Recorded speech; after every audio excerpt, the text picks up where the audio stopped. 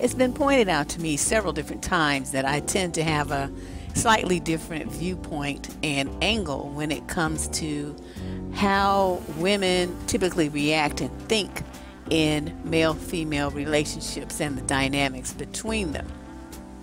This was more evident today when I came across an article about a couple. This guy's wife died in a car accident on Mother's Day. And at this point, he has her ex-best friend pregnant by, I don't know, some number of weeks. The internet went crazy. Black women lost their fucking minds. And to the point where they were calling this guy all kind of names. They're calling the girl all kind of names. They attacked her viciously. This is someone they don't even know. Okay, they don't know nothing about the situation between these people, these three people. They don't know anything about the history of the relationships. They know nothing, but based on their own feelings about how they imagine they would feel if their man got with their best friend, they went on the attack. Now, let me tell you why that's stupid. Number one, if the broad is dead, she don't give a fuck what the man is doing with his dick. She gives no fuck. She's dead. Okay, so if she don't care, why do you? You don't even know this man. You don't know the woman, and you never did, and you never will. So why are you all in your feelings about some people that you don't know? What is this? Okay, so that's point number one. Number two, they feel like he should not be with the best friend of his wife because she was at their wedding. Who gives a fuck who was at the wedding? People get married and divorced every goddamn day. And and a bunch of people are at their wedding. What does that mean? That don't mean shit. Because she was at the wedding? I mean, that's some kind of justification for her not to get with this dude after the broad is dead? You gotta be fucking kidding me.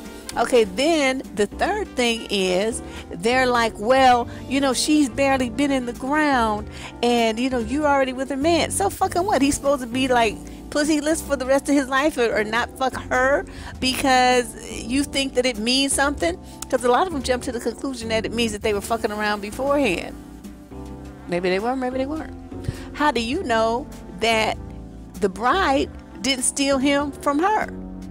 You know what I mean? You don't know. You don't know nothing. But you just jump into all kind of conclusions.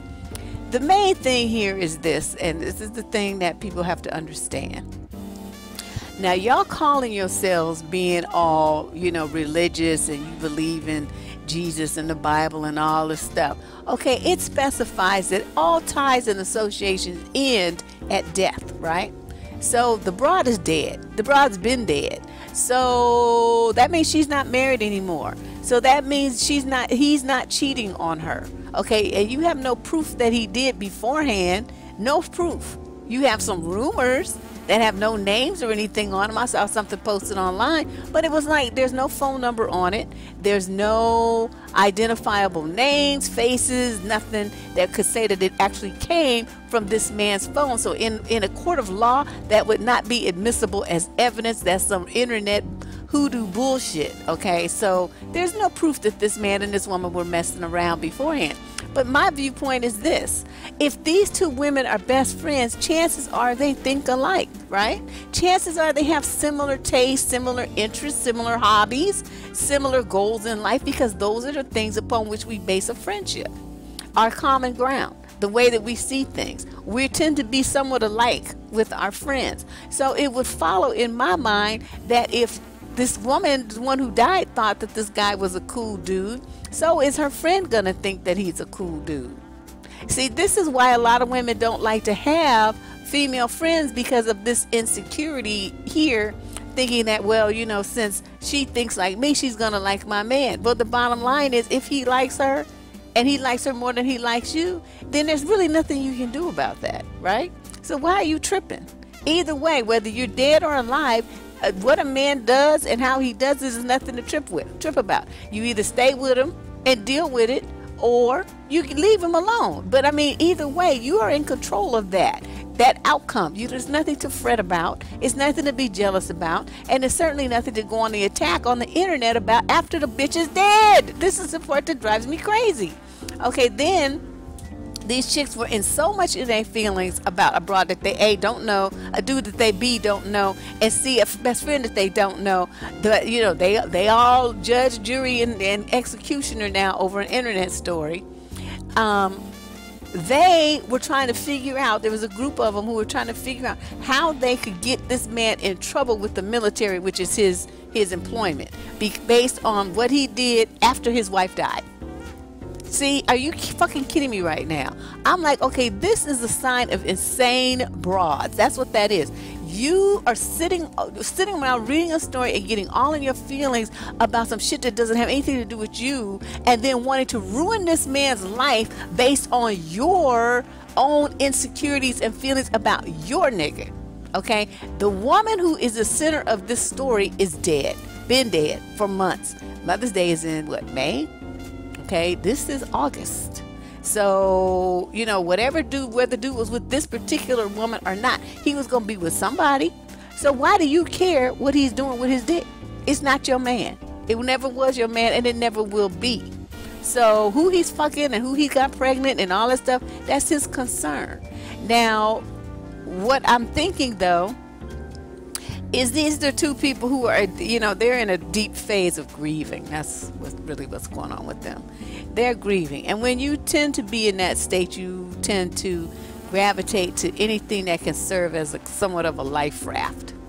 In this case, they sought out each other because each one of them knew this woman very well. They'd already knew each other very well. I'm sure they were crying on each other's shoulder. And grief is one of those things that tends to promote horniness. I don't know if people understand it, but it's like this connection between life and death in humans. When there's a death, there is this strong biological urge to create a new life, kind of to replace it on the planet. It's really bizarre. I mean, I don't know. It's probably really been addressed somewhere in some scientific study or whatever. I mean, I don't really know. I'm just going by what I've seen, over my lifetime. People have this very strong urge to add a new life to their family unit when someone, an elder or another child or whatever, dies. It's just like this like they say in the Lion King, the circle of life.